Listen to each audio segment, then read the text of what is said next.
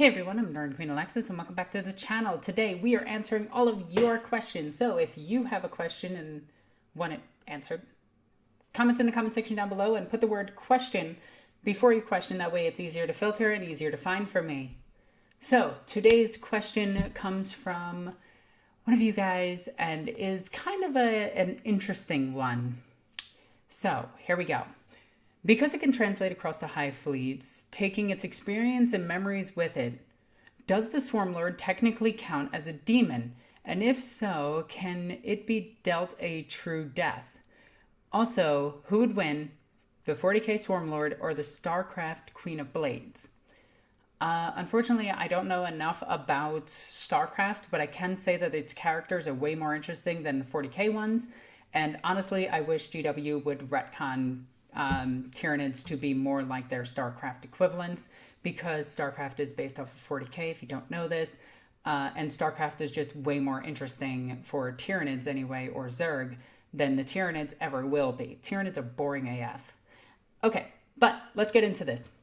Is the Swarmlord a demon? No, absolutely not. In no way, shape, or form is it a demon. Demons in Warhammer 40k are very, very, very specific things.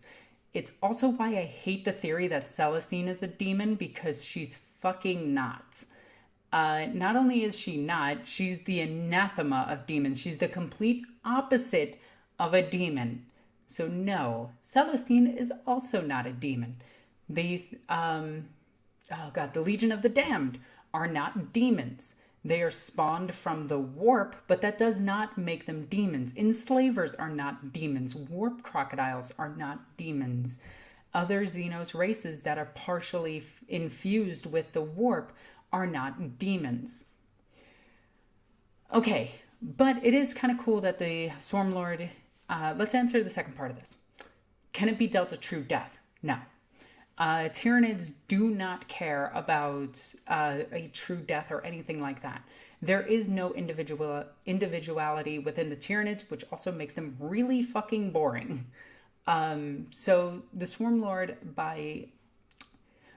and all Tyranids share a genetic memory with one another, so long as they are synapse creatures. The Swarmlord is given its own free will, for the most part, in which the hive mind then takes all of the information that it got from its free will and adapts it into the hive mind as a greater construct, and then gives it to the next Swarmlord. When a Swarmlord dies, they simply recycle it and use it again. But the cool thing about the Swarmlord is it is an alpha creature. Now, there is something big about this. There are alpha versions of each of the creature. There is an alpha Carnifex, where all Carnifexes derive their genetic materials from. There is an alpha warrior. There is an alpha lictor, not the Death Leaper. The Death Leaper is not the alpha. An alpha version of the Ravner, an alpha version, a prime version of the Trigon. And what makes these creatures unique is that they have the original genetic code to the creatures themselves. So why do all Hive Tyrants look similar to the Swarmlord?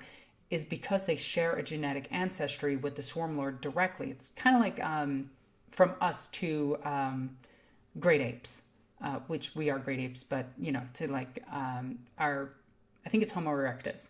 That's how close they are, okay? But the Swarmlord is also the only male Tyranid. Actually, there's 2 male Tyranids. So some cool things about the Swarmlord.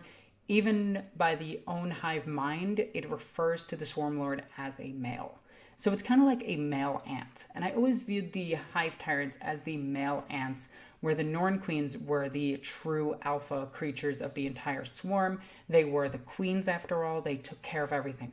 But I always like the idea that the Swarmlord is actually, this is my fan theory, the Swarmlord is actually not loyal to the Tyranid hive itself. It is actually imprisoned and force manipulated to be a part of the hive, similar to how a flying ant goes to a colony and then goes to mate with the queen, but his wings are torn off and they are permanently kept within the hive itself and used for genetic material, which is how I view the Swarmlord.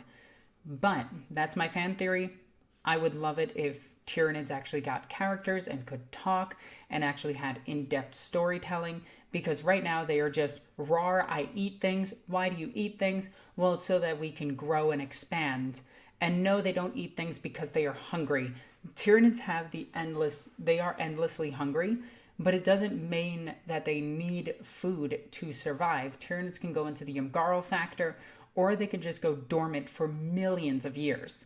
They don't need to eat. They can actually adapt to different forms of food substances, which I don't know why the Tyranids haven't just evolved to absorb sunlight and just become plants, because they're a galaxy-spanning ecosystem.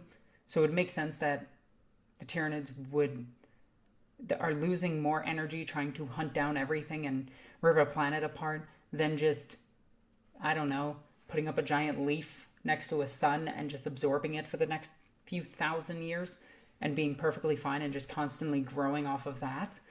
But I digress.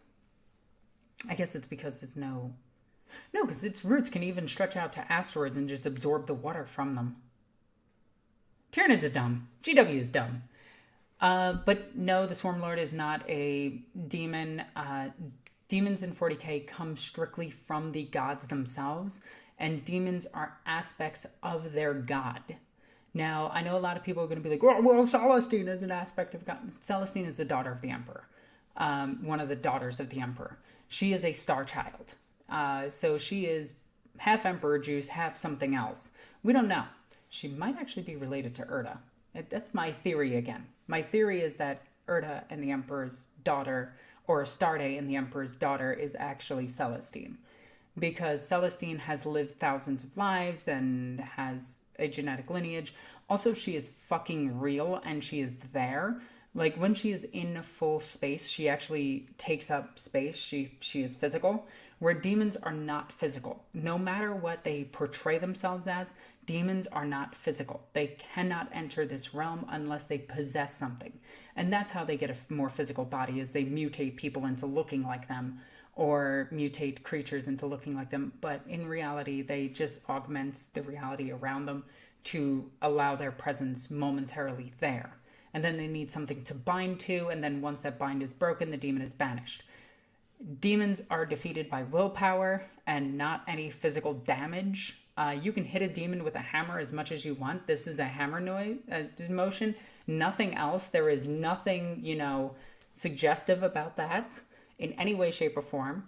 But demons, when you hit a demon with a hammer, it is actually your will versus the demon on whether or not the demon actually takes damage. Because if you believe that the hammer is going to banish the demon, then it will. And if you are a psyker, you can actually use your psychic essence to have the demon break its hold on reality, and also enhance your weapons in order to do so, and give them the right proper bonk and send them back to horny jail, especially if they're Slaanesh demons.